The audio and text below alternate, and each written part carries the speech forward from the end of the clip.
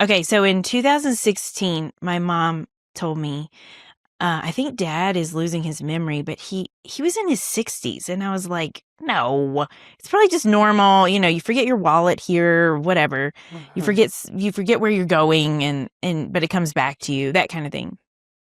And so, but I really did start paying attention. And it was true. He kept forgetting things, different places. He would always leave something at my house but I kind of chalked it up to, well, that's pretty normal. I do the same thing. Mhm.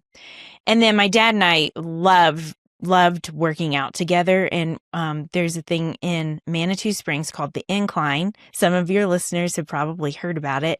It was an old railway that went up to a spot where people would get on donkeys and go climb Pikes Peak with the donkeys, but Mm. they turned it into this like exercise awesomeness because it's not a railroad anymore. So it's like 2,700 steps and it's like a Wow. mile up, and I want to say it's like you gain 2,000 feet elevation. It's just kind of a Well, crazy thing. yeah. But my dad and I love doing that together, and we would do it like once a week in the summers. So in 2016, after I had already been paying attention to this for several months, we did this together again, like we always do. And he usually lets me go first, and because I set the pace because I'm slower. And Okay. and this time I was like, you know what, Dad, I'm feeling good. Why don't you set the pace today, and I'll try to keep up with you. Well, of course I couldn't keep up with him, and I watched his yellow shirt get further and further away. And usually, I mean, every time if he was ahead of me, he would stop and wait for me, and he Mhm. never even looked back. Wow. And I started to go, I wonder if he's forgotten I'm here. And we get to the top, and he got there probably, I don't know, 5 to 10 minutes before me. And I look around and he is not there. Whoa. And I was like, he has completely forgotten that I'm with him. And Yeah. that was one of those like the world stops kind of moments where you're like, oh, this is more than just forgetting your Mhm. wallet.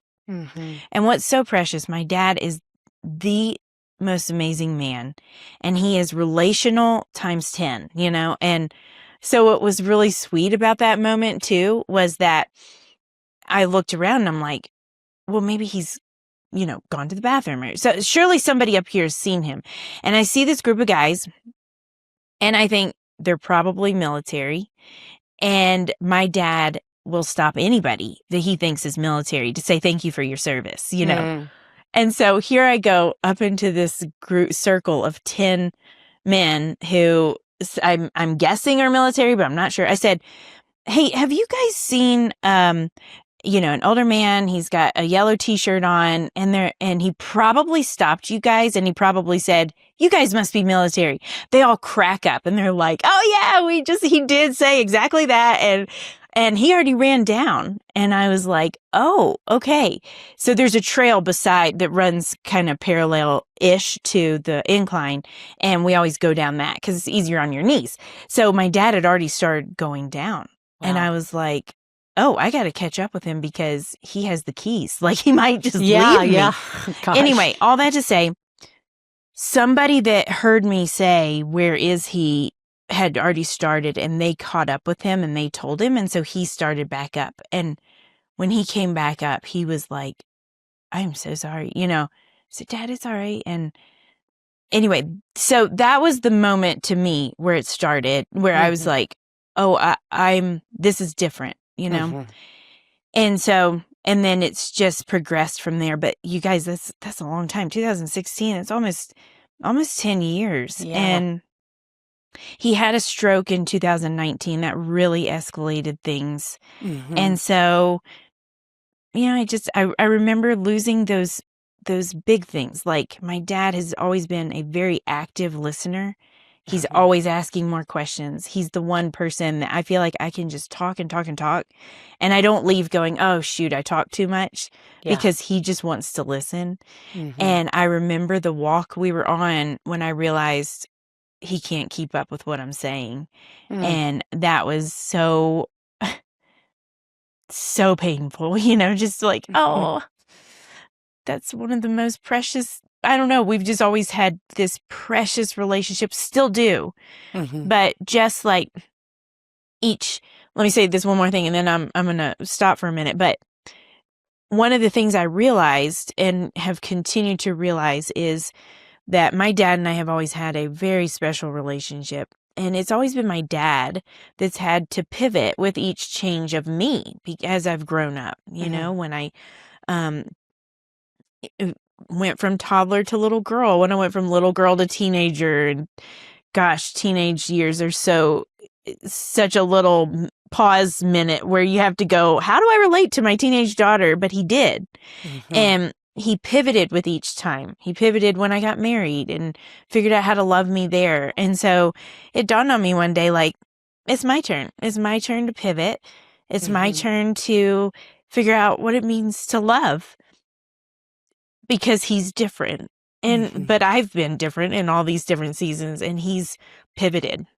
Yeah. So anyway, I'll pause there for a second. I'm already crying, TZ. This is probably not good. I guarantee I'm going to cry because you know, listeners may not know this, but you and I have talked about the fact that my mom had 2 dementias. She had vascular dementia and Alzheimer's, and passed away several months this year. It hasn't even been a full year yet. So I'm guaranteeing I'm going to cry. Your tears are right there too. I'm going to cry in this conversation, and I relate so much to every feeling. But what I'd love to know is, you know, if you can go into any depth on what that made you feel, like explain where you were in your heart with that, and then maybe even how that began to affect your relationship with God.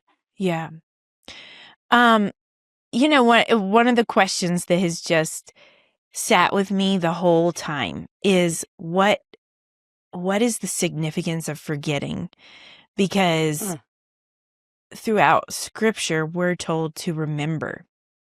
You know, in Deuteronomy, it's like, remember, when you wake up, when you lie down, tell it to your children, tell it to, like, when you're walking, you know, just recount the things that God has done.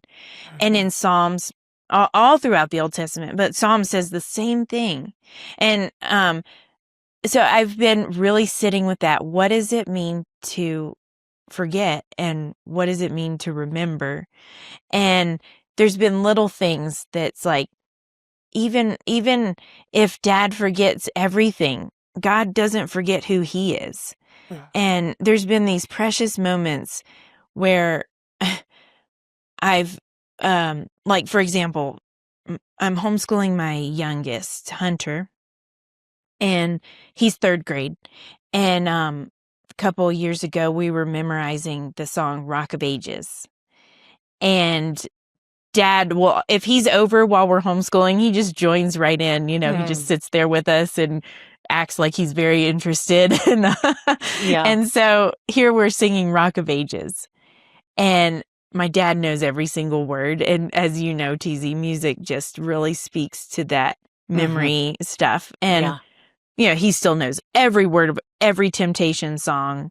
He can recite all of The Boy Named Sue by Johnny Cash. You know, like songs just stick with us, which is why it's so important for us throughout our life to sink those good words into our hearts, you know, because it does come back. It does. That's a great reminder. Yeah. Yes. And so anyway, here we are singing Rock of Ages. And it was one of those, I've had so many of those eternal moments where you see the curtains of eternity a little bit flappy, you know, like, ooh, I almost am glimpsing something big happening here. You know what I mean? Yeah. And that was one of those moments where I was just like, here, Dad is remembering that truth. Rock of Ages, cleft for me.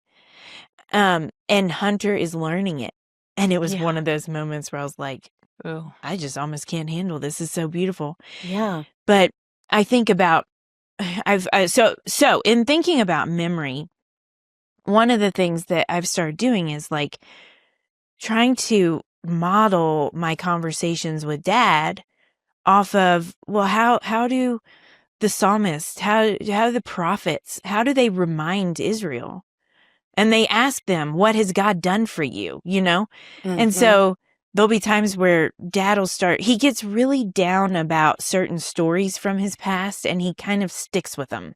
Mm. And so one in particular about his dad was a great man in many ways, but also an alcoholic. And so dad has this guilt that I can't quite figure out, but it weighs heavy on him. Mm. And so one day we're on a walk and he starts talking about his dad.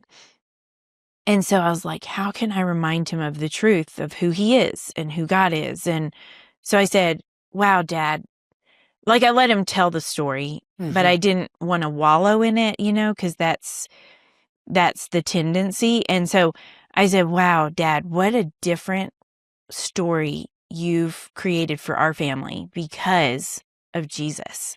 Wow. Mm. And because you love Jesus, I love Jesus. And because I love Jesus and you love Jesus, my kids do.